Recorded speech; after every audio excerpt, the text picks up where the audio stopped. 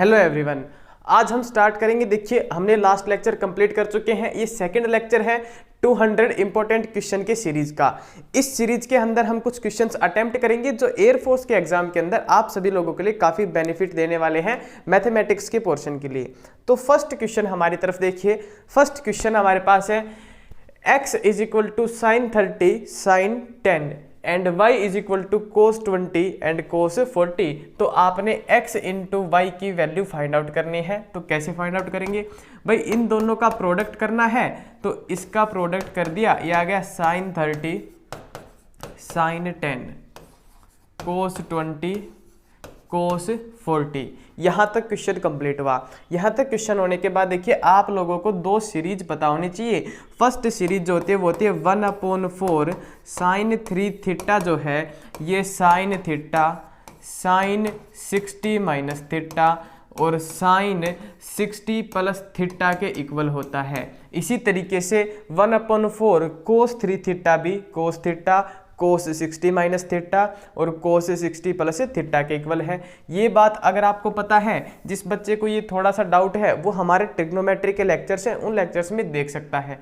ये हमारे पास है कोस 20, इसको हम लिख सकते हैं कोस 60 माइनस 20। और तो मैं क्या करता हूँ, कोस 80 डिग्री से ही मल्टीप्लाई कर देता हूँ और कोस 80 डिग्री से ही क्वेश्चन में डिवाइड कर देता हूँ। ऐसा करने के बाद मेरे पास जो आंसर आया वो आया साइन 30 साइन 10 अपॉन, देखिए कोस 80 से जब हमने डिवाइड करा तो कोस 80 को हम लिख सकते हैं साइन 10 इंटू, ये हमारे पास एक सीरीज आया। इस सीरीज में हमने फॉर्मूला अप्लाई करा 1/4 कोस 3 थीटा, थीटा की वैल्यू है 20 डिग्री, 1/4 कोस 60 हो गया, 3 इंटू 20 60। ये आंसर हमारे पास आ गया। साइन 10 से साइन 10 कैंसिल, साइन 30 की वैल्यू 1/2 इंटू 1/4 इंटू कोस 60 की वैल्यू भी 1/2, 2 4 जा 8, 8 2 जा 16। आंसर आ गया 1/16, यानी कि ए ऑप्शन इस क्वेश्चन का करेक्ट ऑप्शन था। क्वेश्चन थोड़ा सा इंपॉर्टेंट था, आपने ध्यान से देखना है। जिस बच्चे को ये सीरीज जो है, ये सीरीज में डाउट है, वो हमारे ट्रिग्नोमेट्री के जो लेक्चर्स थे उन लेक्चर्स में बड़े अच्छे से समझ सकता है। नेक्स्ट क्वेश्चन हमारे पास देखिए, y is equal to √2 plus √2 plus √2 plus √2 plus 2 cos 8x है। आपने y की वैल्यू फाइंड आउट करनी है इस क्वेश्चन के अंदर। इस क्वेश्चन के अंदर y की वैल्यू फाइंड आउट करनी है। कैसे करेंगे भाई? इसका भी आप लोगों को एक डायरेक्ट मेथड बताया गया था कि लास्ट में जो भी वैल्यू है 2 कोस 8x, इसको एज इट इज लिखिए, 2 कोस 8x को एज इट इज लिखिए और इसको डिवाइड कीजिए 2 की पावर जितने भी रूट हैं, 1 रूट 2 3 4 अंडर रूट है, तो 2 की पावर 4 से इस एंगल के अंदर इसको डिवाइड करना है। यह आ गया 2 कोस 8x अपॉन 2 की पावर 4 को लिखा 16, 8 2 जा 16। आंसर आ गया 2 कोस x/2, 2 कोस x/2, यानी कि ए ऑप्शन जो हमारे पास था वो करेक्ट ऑप्शन था। नेक्स्ट क्वेश्चन देखिए। नेक्स्ट हमारे पास है कोस ऑफ 2 साइन इनवर्स 0.6 है। इसकी वैल्यू फाइंड आउट करनी है। कैसे कर सकते हैं? सिंपल सा मेथड है। मेथड क्या है कि भैया हमने इसको थीटा लेट कर लिया, ये हो गया कोस 2 थीटा के इक्वल। अब ये कोस 2 थीटा के इक्वल है। कोस 2 थीटा का एक फॉर्मूला हमें पता है 1 माइनस साइन स्क्वायर थीटा। यहाँ तक बात समझ में आई। थीटा की वैल्यू हम पुट करेंगे साइन इनवर्स 0.6, तो ये आ गया cos of 2 into sine inverse 0.6 is equal to 1 minus 2 sine of, theta की जगह पुट करा साइन इनवर्स 0.6 और कंप्लीट का बाहर क्या चल रहा है? Whole square. ये हमारे पास वैल्यू आ गई 1 माइनस साइन से साइन इनवर्स कंपेयर करा, साइन से साइन इनवर्स कंपेयर करा, हमारे पास आंसर आया 0.6 और 0.6 को मैं लिख सकता हूँ 6/10 का स्क्वायर। इसको और सोल्व करा तो आएगा 1 माइनस 2 इंटू 36/100, यानी कि एलसीएम लिया 100 माइनस 72/100 और ये आंसर आ गया 0.28 के इक्वल। ए ऑप्शन जो इस क्वेश्चन का था वो करेक्ट ऑप्शन था। इस वैल्यू को आप थोड़ा सा सोल्व करेंगे आपका आंसर आएगा। नेक्स्ट क्वेश्चन देखिए, नेक्स्ट क्वेश्चन हमारे पास है summation of n is equal to 1 to 13 iota की पावर n प्लस आयोटा की पावर n प्लस 1, इसकी वैल्यू फाइंड आउट करनी है। कैसे करेंगे भाई, सिंपल सा मेथड है। क्या करेंगे, समीशन को ओपन करेंगे, एक बार आयोटा की पावर हमने n की जगह 1 पुट करी प्लस आयोटा की पावर n की जगह जब इसमें 1 पुट करेंगे तो 1 प्लस 1 कितना आएगा 2।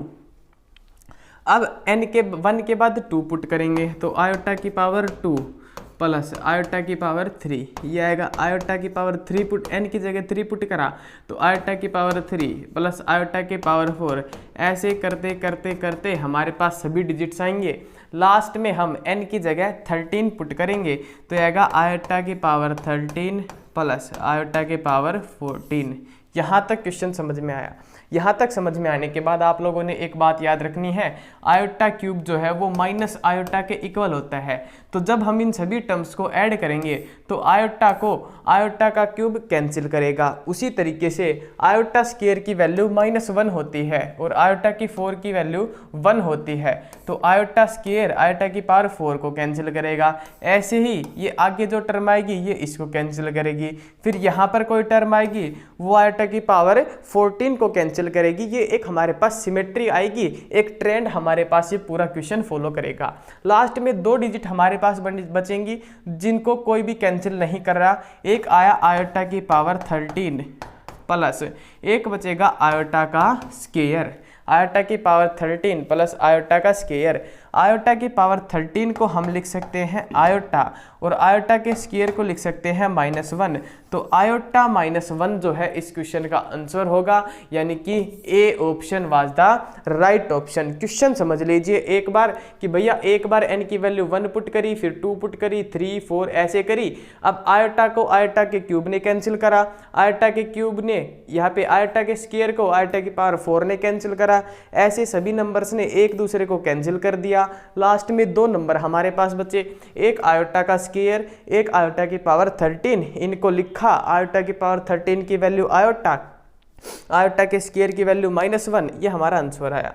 नेक्स्ट क्वेश्चन देखिए, नेक्स्ट क्वेश्चन भी काफ़ी इंपॉर्टेंट क्वेश्चन है। इस क्वेश्चन को कैसे करना है देखिए, हमारे पास बाइनोमियल के अंदर एक प्रॉपर्टी होती है NCR प्लस NCR -1, ये n प्लस 1 CR के इक्वल होता है। ट्रेंड क्या है, क्या सिस्टम है, एक बार समझिए। यहाँ पे ऊपर जो है वो सेम रहेगा, नीचे में 1 का डिफरेंस, नीचे में 1 का डिफरेंस। तो इसका रिजल्ट क्या आएगा, ऊपर में 1 ऐड कर देंगे और नीचे इन दोनों में से जो ग्रेटर था उसको लिख दिया। इनमें से R और R -1 में से R ग्रेटर था तो R लिख दिया। अब इस क्वेश्चन को देखिए, NCR प्लस ये 2 × है तो हम इसको 2 बार लिख सकते हैं अलग अलग करके, NCR -1 और NCR -1 प्लस ये NCR -2 है, इसको लिख दिया NCR -2। यहाँ तक क्वेश्चन कंप्लीट हुआ। यहाँ तक क्वेश्चन होने के बाद आपने क्या करना है देखिए, ये लास्ट की 2 डिजिट हैं, इनके अंदर 1 का डिफरेंस है, ये R -1 है, ये R -2 है, ये 1 का डिफरेंस है, ऊपर दोनों में सेम है। तो इन दोनों की जगह मैं n प्लस 1 C और इनमें से ग्रेटर है R -1 तो R -1 लिख सकता हूँ। इन दोनों का हिसाब किताब हुआ, इनका रिजल्ट ये आया। ये शुरू की डिजिट थी, इनको एज इट इज लिख दिया। यहाँ तक लिखने के बाद अब हमने देखा, दोबारा से देखिए, ये जो 2 डिजिट हैं इस तरफ की, इसको भी एज इट इज ना लिखे, इन दोनों को भी अलग से सोल्व कर देते हैं। यहीं पे इनकी ऊपर की पावर सेम है, NCR और NCR -1। ये अभी रिजल्ट आपको लिखवाया था, ये आएगा n प्लस 1 CR के।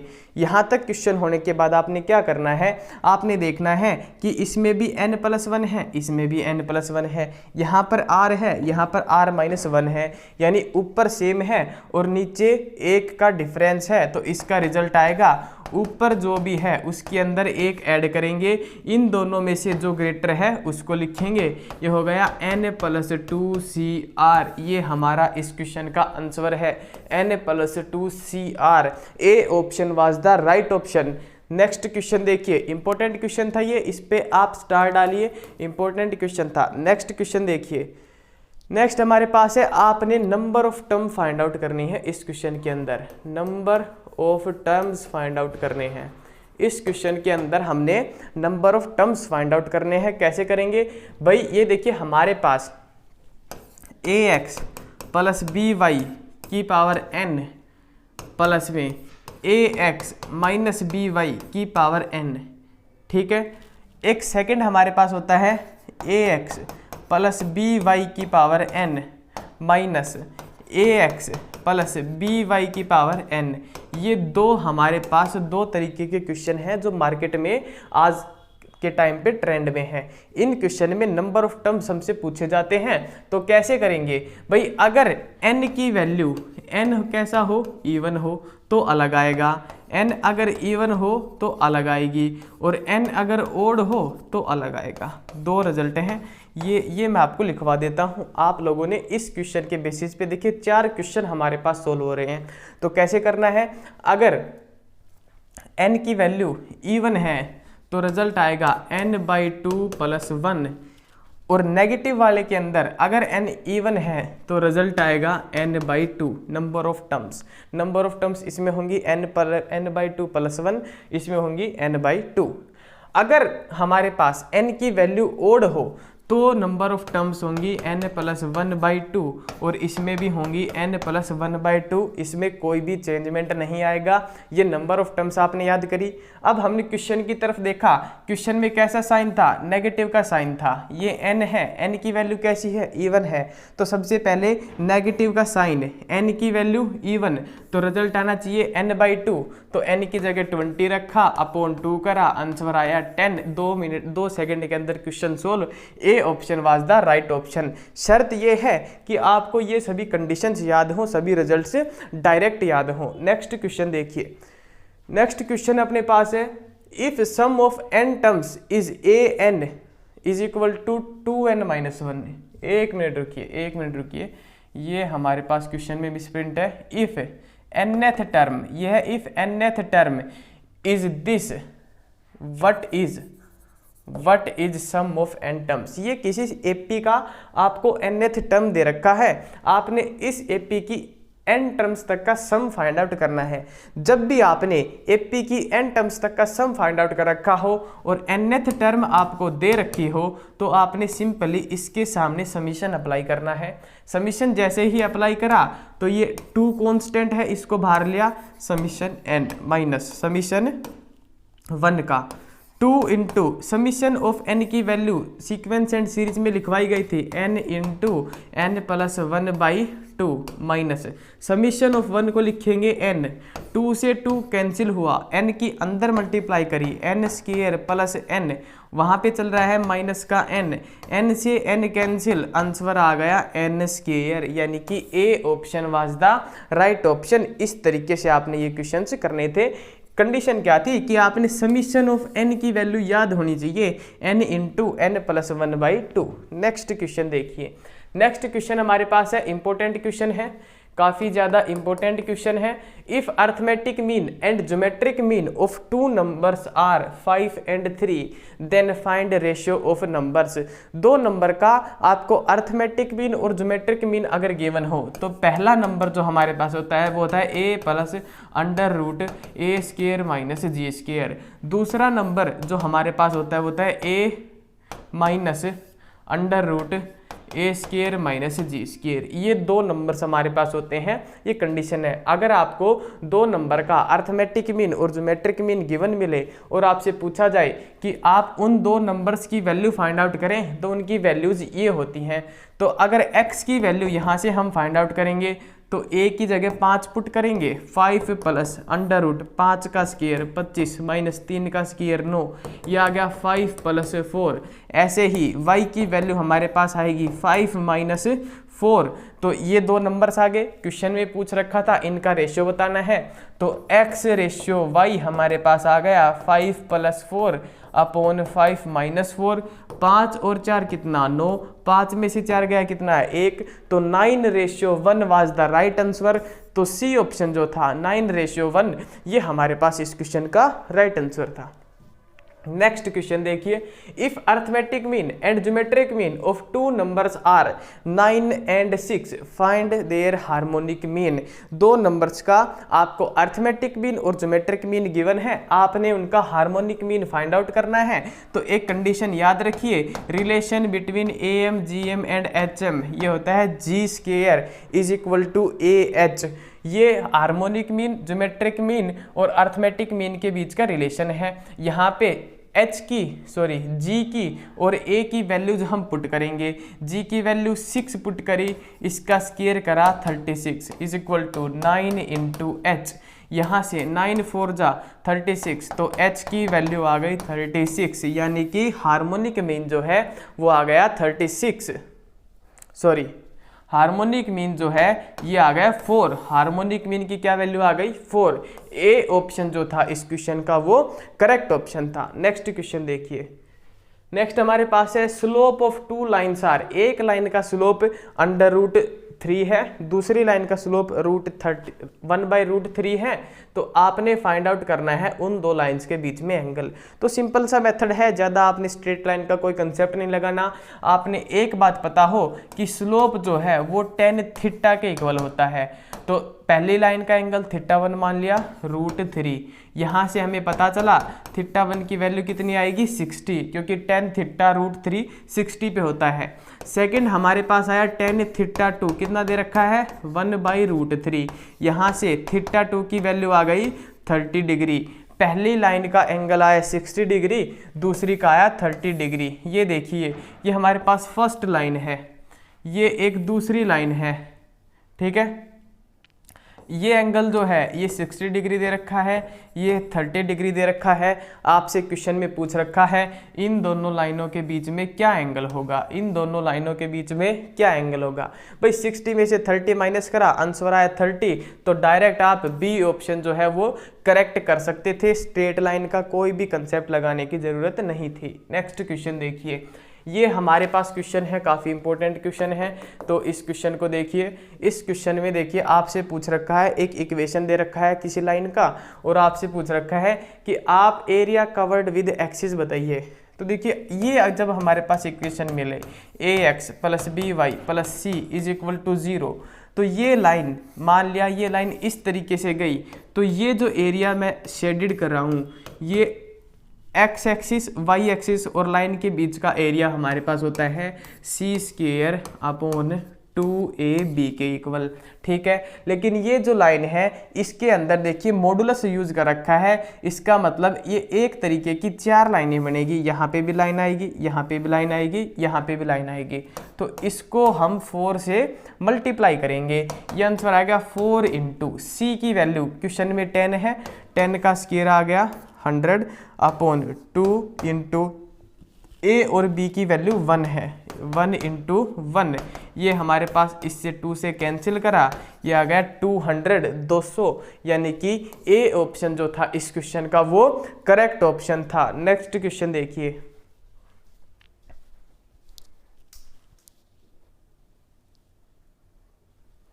नेक्स्ट क्वेश्चन हमारे पास है फाइंड डिस्टेंस बिटवीन लाइंस। ये दो लाइन दे रखी हैं, इन लाइंस के बीच में हमने डिस्टेंस फाइंड आउट करना है।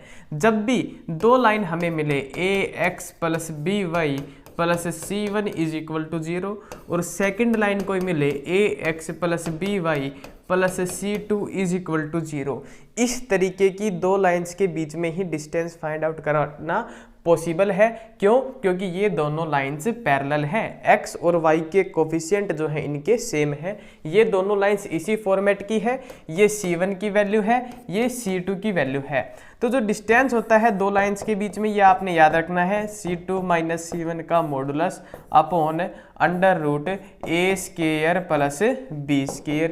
ये मैंने करा c2 5/2 - 1 इसका मॉडुलस अपॉन √a की वैल्यू 1 है, b की वैल्यू भी 1 है, तो 1 का स्क्वायर + 1 का स्क्वायर आ गया 2, ये आया 5 माइनस 2 अपॉन 2√2 यानी कि 3/2√2 इस क्वेश्चन का आंसर था। हो सकता है आपको ऑप्शन में ये आंसर ना मिले, तो आपने क्या करना है, 3/2√2 को √2 से ही मल्टीप्लाई करेंगे, √2 से ही डिवाइड करेंगे।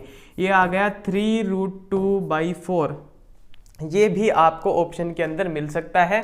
तो ये इस क्वेश्चन का आंसर था। नेक्स्ट क्वेश्चन देखिए। नेक्स्ट हमारे पास है find equation of tangent to the circle at point. ये कोई पॉइंट दे रखा है, इस पॉइंट पे, इस सर्कल पे हमने टेंजेंट का इक्वेशन फाइंड आउट करना है। जब भी आपने टेंजेंट की इक्वेशन फाइंड आउट करनी हो तो रिप्लेस करना है। क्या करना है, रिप्लेस करना है। किसको, एक्स स्क्वायर को रिप्लेस करेंगे एक्स x1 से, वाई स्क्वायर को रिप्लेस करेंगे वाई y1 से, x को रिप्लेस करेंगे x प्लस x1/2 से, और y को रिप्लेस करेंगे y प्लस y1/2 से। x1 और y1 की जगह जो पॉइंट आपको दे रखा है ये पुट कर देंगे। ये x1 की वैल्यू है, ये y1 की वैल्यू है। ये बात सभी को समझ में आई। तो हमने क्या करना है, इस सर्कल का इक्वेशन था, सर्कल के अंदर x स्क्वायर को रिप्लेस कर दिया x x1 से, y के स्क्वायर को रिप्लेस कर दिया y y1 से। बाकी हमारे पास कांस्टेंट है 25, उसको एज इट इज लिखा। x1 की जगह हमने लिख दिया, ये होगा 3x1, y1 की जगह लिख दिया -4y इज इक्वल टू 25। ये इस क्वेश्चन का आंसर है। सिर्फ और सिर्फ 2 लाइन के अंदर आप क्वेश्चन का आंसर निकाल सकते हैं। बाकी बेसिक जो मेथड है उससे आप करेंगे, आपको क्वेश्चन लेंदी पड़ेगा, टाइम ज़्यादा लेगा आपका एग्जाम में। आप एग्जाम में किसी क्वेश्चन के पीछे ज़्यादा टाइम स्पेंड कर रहे हो, इसका मतलब है कि आप कुछ क्वेश्चंस का नंबर ऑफ अटेम्प्ट कम कर रहे हो, टाइम ऑफ अटेम्प्ट कम कर रहे हो। तो आपने कोशिश करना है कम से कम टाइम में क्वेश्चन को सोल्व करने का, और उसके लिए ही हम आपके लिए कुछ ट्रिक्स लेकर के आए हैं। नेक्स्ट क्वेश्चन देखिए, फाइंड इक्वेशन ऑफ कॉमन कोड टू द सर्कल्स। ये 2 सर्कल दे रखी हैं, इनके ऊपर आपने कॉमन कोड का इक्वेशन बताना है। कॉमन कोड की इक्वेशन है, ये डायरेक्ट याद रखिए। मान लिया पहली सर्कल की इक्वेशन S1 है, दूसरी सर्कल की इक्वेशन S2 है, तो कॉमन कोड की इक्वेशन जो होती है S1 minus S2 is equal to 0। या फिर आप इसको S2 माइनस S1 लिखिए, कहीं भी कोई समस्या नहीं है। मतलब कि सिंपल सी बात यह है, पहली सर्कल की इक्वेशन में से दूसरी सर्कल की इक्वेशन को सब्ट्रैक्ट करना है। तो ये मैंने लिख दिया पहली सर्कल की इक्वेशन, इसमें से सब्ट्रैक्ट करना है दूसरी सर्कल की इक्वेशन को, और इसको किसके इक्वल रख दिया, 0 के।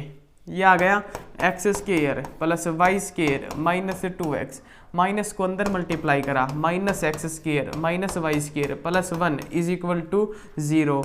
एक्स के स्क्वायर से एक्स का स्क्वायर कैंसिल, वाई के स्क्वायर से वाई का स्क्वायर कैंसिल, आंसर आया minus 2x plus 1 is equal to 0। पूरी इक्वेशन को नेगेटिव से मल्टीप्लाई करा, 2x minus 1 is equal to 0। ये इस क्वेश्चन का आंसर था। कॉमन कोड का इक्वेशन इस तरीके से आप लोग फाइंड आउट कर सकते थे। नेक्स्ट क्वेश्चन देखिए। नेक्स्ट हमारे पास है, ये बताना है कि ये जो सर्कल की इक्वेशन है, या फिर जिस किसी की भी इक्वेशन है, सर्कल की नहीं है, ये जो भी इक्वेशन है ये किस चीज़ को रिप्रेजेंट कर रही है। सर्कल को रिप्रेजेंट कर रही है, पॉइंट को, इलिप्स को, या फिर किसी को भी नहीं। तो चलिए चेक करते हैं। कोई भी सर्कल का इक्वेशन बिल्कुल सेम एज इट इज इसी टाइप का होता है, लेकिन इस क्वेश्चन में दिक्कत क्या हुई, एक तो ऑप्शन में सर्कल आ गया, दूसरा ऑप्शन में क्या आ गया, पॉइंट आ गया। अब पॉइंट आ गया तो हमने एक चीज़ चेक करनी है, इस सर्कल की रेडियस फाइंड आउट कर करके देखेंगे। तो रेडियस हमारे पास कैसी आएगी, इसके कोऑर्डिनेट का हाफ करा, देखिए क्या होता है formula, G square plus F square minus C. G की जो वैल्यू होती है वो होती है एक्स के कोऑर्डिनेट का हाफ और उसका स्क्वायर। तो इसका हाफ करा तो 2 का स्क्वायर क्या आया 4, प्लस इसका हाफ करा तो 3 का स्क्वायर कितना आया 9, माइनस में 13, यह under root 13 minus 13 is equal to 0। इस सर्कल का रेडियस हमारे पास कितना आया 0। कोई भी ऐसा सर्कल जिसकी रेडियस 0 हो उसको हम पॉइंट सर्कल बोलते हैं या फिर पॉइंट बोलते हैं। तो इस क्वेश्चन का जो आंसर है, ये आंसर आपने बी ऑप्शन करेक्ट करना था। नेक्स्ट क्वेश्चन देखिए। नेक्स्ट हमारे पास है find angle find angle between circle, ये दो सर्कल दे रखे हैं और इन सर्कल के बीच में हमने एंगल फाइंड आउट करना है, कितने डिग्री का एंगल ये बना रही हैं। तो दो सर्कल के बीच में एंगल किस तरीके का होता है, सबसे पहले तो ये चीज़ समझिए। मान लिया ये हमारे पास कोई पहला सर्कल है, ये एक दूसरा सर्कल इसको इंटरसेक्ट कर रहा है, ये पहले सर्कल का सेंटर, ये दूसरे सर्कल का सेंटर, तो इनके बीच में एंगल का मतलब होता है यहाँ से इस सेंटर से इसके ऊपर टेंजेंट ड्रॉ करा, इस सेंटर से इसके ऊपर टेंजेंट ड्रॉ करा, और ये दोनों टेंजेंट आपस में जो एंगल ड्रॉ करती हैं इसको मान लिया थीटा। ये जो एंगल है इसी को हम दो सर्कल के बीच का एंगल बोलते हैं। तो ये देखिए ये दो सर्कल थी, ये सेंटर C1 है, ये सेंटर C2 है, तो दो सर्कल के बीच का जो एंगल होता है वो होता है cos theta is equal to, इस सर्कल की रेडियस R1 मान ली, इस सर्कल की R2 मान ली, तो R1 का स्क्वायर प्लस R2 का स्क्वायर माइनस R1 का स्क्वायर माइनस R2 का स्क्वायर माइनस C1 C2 का square upon 2R1 into R2। मतलब कि क्या है, एक बार समझिए, पहली सर्कल की रेडियस का स्क्वायर प्लस दूसरी सर्कल की रेडियस का स्क्वायर, इसमें से सब्ट्रैक्ट करेंगे सेंटर के बीच का जो डिस्टेंस है उसका square upon 2 into first radius into second radius. यहाँ तक बात समझ में आई? यहाँ तक सभी बच्चों को बात समझ में आई? तो अब क्या करना है, इस सर्कल का जो सेंटर है वो है 0,0, सर्कल का इक्वेशन देखते ही पहचान सकते हैं, और इसकी रेडियस कितनी है 1। इस सर्कल का सेंटर और रेडियस हमने फाइंड आउट करना पड़ेगा। तो इस सर्कल का सेंटर है, एक्स कोऑर्डिनेट का हाफ करके साइन चेंज कर दिया तो आ गया 1, वाई कोऑर्डिनेट इसमें 0 है तो वो हो गया 0, 1,0 इस सर्कल का सेंटर है। इस सर्कल की जो रेडियस है उसको हम फाइंड आउट करेंगे g का स्क्वायर प्लस f का स्क्वायर माइनस c, यानी कि इस सर्कल की रेडियस भी हमारे पास कितनी आई 1 आई। दोनों सर्कल की रेडियस 1 है, सेंटर ये है, एक 0,0 है, एक 1,0 है। 0,0 और 1,0 के बीच का जो डिस्टेंस होता है वो कितना होगा 1 यूनिट होगा। ये डिस्टेंस दोनों सेंटर के बीच का C1 इंटू C2 हमारे पास आ गया 1। ये सभी वैल्यूज इस फॉर्मूला के अंदर पुट करिए। Cos theta is equal to 1 plus 1 minus 1 upon 2 into 1 into 1, 1 से 1 सब्ट्रैक्ट हुआ, सॉरी कैंसिल हुआ, ये आ गया 1/2। तो कोस थीटा की वैल्यू 1/2, इसका मतलब है थीटा कितना था 60 डिग्री। थीटा की वैल्यू हमारे पास थी 60 डिग्री। ये बात सभी को समझ में आई? ये क्वेश्चन इंपॉर्टेंट था, बहुत ज़्यादा इंपॉर्टेंट क्वेश्चन था, इसको आपने करना है। नेक्स्ट क्वेश्चन देखिए, find value of c if the line y is equal to 2x plus c is tangent to the circle x square plus y square is equal to 16।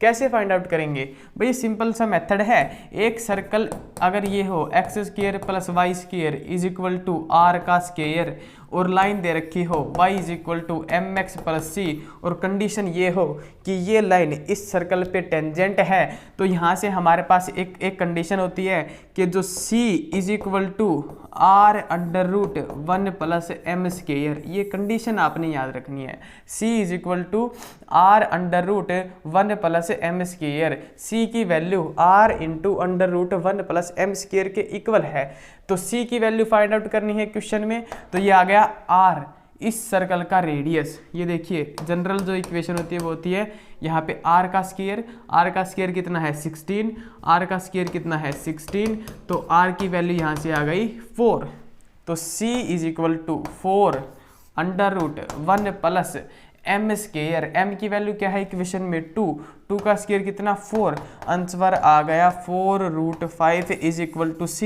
ये बहुत ही ज़्यादा important question था, बहुत ही ज़्यादा important question था आपके defence के सभी एग्जाम के लिए, सबसे इंपॉर्टेंट क्वेश्चन था। तो आज की सीरीज में हमने 18 क्वेश्चन के लगभग करे। ये क्वेश्चन जो हैं ये बहुत ज़्यादा इंपॉर्टेंट है, आपने मैक्सिमम टाइम देना है इन्हीं क्वेश्चंस को बार बार रिपीट करने के लिए। एक लाइन है, वो लाइन आप हमेशा याद रखिए कि 1000 किताबों को एक बार पढ़ने से अच्छा है एक किताब को 1000 बार पढ़े। तो आपने ये जो क्वेश्चंस कराए हैं इन्हीं क्वेश्चंस को मैक्सिमम नंबर ऑफ टाइम तक रिपीट करना है, ज़्यादा से ज़्यादा इन्हीं क्वेश्चंस को सोल्व करके देखना है। थैंक यू, जय हिंद, जय भारत।